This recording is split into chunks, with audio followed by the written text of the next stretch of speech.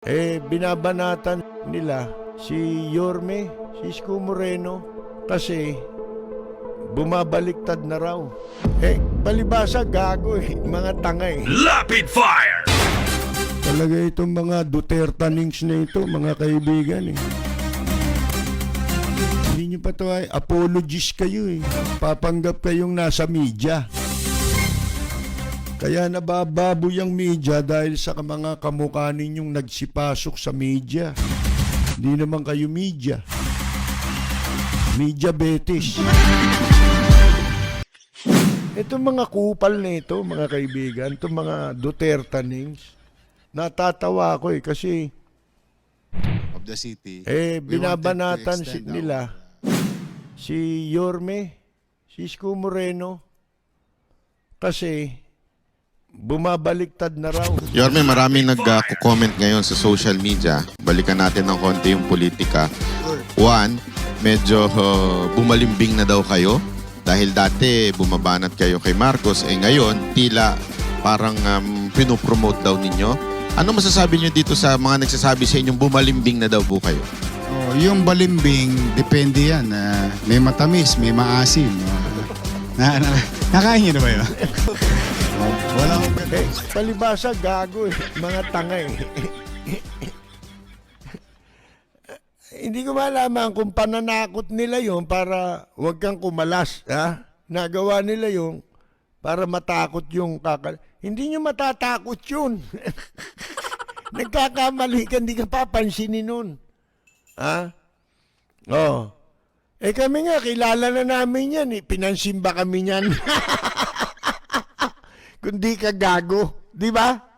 Ngayon, ito pa, ang pagkakaintindi pala nila sa politika, mafia talaga Kailangan pag sumama ka sa kanila, huwag ka nang kakalas.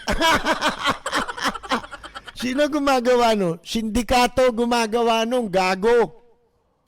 Hindi ganun ang politika. Ang politika, opportunism yan. Opportunist yung mga yan sa politika. Bagay na noon pa natin sinasabi. Kasaysayan na yan Kalakaran yan sa politika. Sabi nga, sa politika, walang permanenteng kaibigan. Ang meron lang dyan, ang permanente lang dyan, yung interest. Pero yung kaibigan, walang permanente sa politika. Ang permanente anya dyan ay interest. Bobo kasi kayo, hindi nyo naiintindihan ng politika Sinabi ko na rin sa inyo nung una pa, hindi lang nakinig yung Presidente Digong nyo. Ano sinabi natin? Tandaan mo, ang nangyari sa ibang leader bago ikaw, lahat yan, lilipat yan. Pag wala ka na, pag mabaho ka na, pag lulubog na barko mo, lilipat na sila. Yun ang reality sa politika. Palibasa, sumulpot lang kayo, mga vlogger lang kayo, nagpapanggap kayo, nakipasok kayo sa media, binaboy nyo ang media. Hindi yan ang alam ng media, mga gago. Talagang ganon. Sino ngayon ang lalabas na gago? Kung naisahan ka. Di yung amo mo. Sinabi na natin yan dati. Mag-ingat ka sa mga gagamit lang sa'yo. Kung talagang, yun nga sukatan natin kung talagang matino ang namumuno o hindi. Sapagkat kung matino ka, hindi ka kukuha ng walang ya. Kumuha ka ng mga walang ya. Kaya, pagbagsak mo, wala na yung mga yan sa paligid mo. Lilipat na yan. Kung saan ang nandun ang darak, doon yan sasabsab. Yan ang hindi kayang sabihin yung mga yan. Kasi mga bobo yan Yung mga taga-bully sa administrasyon sa Facebook, nagpuprograma pa yung iba sa radyo. Kakadiri. Ha? Nakakadiri minsan eh. Sipin mo, inihahalo mo sa mga nagsunog ng kilay sa broadcasting. Ha? Nakakaya kasi mga tarantado yung mga publisher.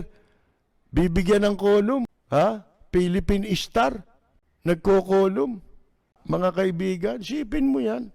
Hindi ba binababoy kayo ng bababoy sa media profession?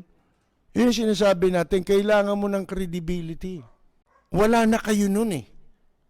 Wala nang nagtitiwala sa inyo. Oh. At sabi ko nga eh, huwag natin masyadong maliitin ang mga tao ngayon. Yan maingay. Yung sa social media, di ba nawala na ingay? Konti na lang yung troll. Oh. Ito yung mga talsik lang ito eh.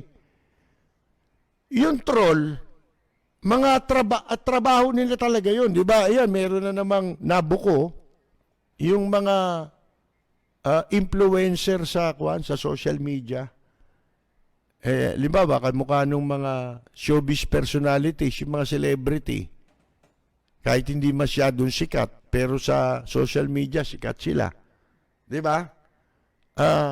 Binayaran pala yan para magamit sa pagpapalaganap ng fake news. Oh, mga kaibigan. Yan ang lalaki ng binabayad sa kanila. Kinakatwiran ngayon, hindi raw nila alam na nagamit sila noon, mga kaibigan. Oh, sipin ninyo yan. Itong mga artista, kasi kaya sila gumagamit ng influencer, ng mga celebrity, sapagkat wala silang kredibilidad kung sila lang eh. Di ba? Hindi iisipin ng tao na nanloloko ito, nagpapalaganap ng fake news. Di ba? Kaya maraming nalilinlang. Akala totoo. Mga kaibigan. Di ba? Kasi kung ano yung nakikita parang yung nung panahon ni Hitler, di ba? Ang katwiran nila, ang pilosopya nila, pag ang kasinungalingan, paulit-ulit mong sinasabi, nagiging totoo o nagmumukhang totoo. Ganun na nangyari dito sa atin. Nagmukhang totoo sa mata ng iba, yung fake news. Naging mangmang tuloy. Hindi naman, yung iba, hindi naman kasali doon sa binabayaran, natatangay sila. Nagkakaroon ng bandwagon effect. Kasi, tanga sila natangay sila. Na hanggang ngayon, yung ilan na lang na yan na natitira, mga mga nasa denial stage. Hindi matanggap ang katotohanan na wala na ho. Siraulo ka na lang pag naniwala ka pa.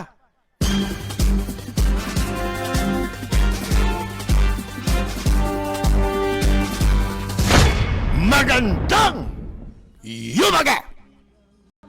Isko Moreno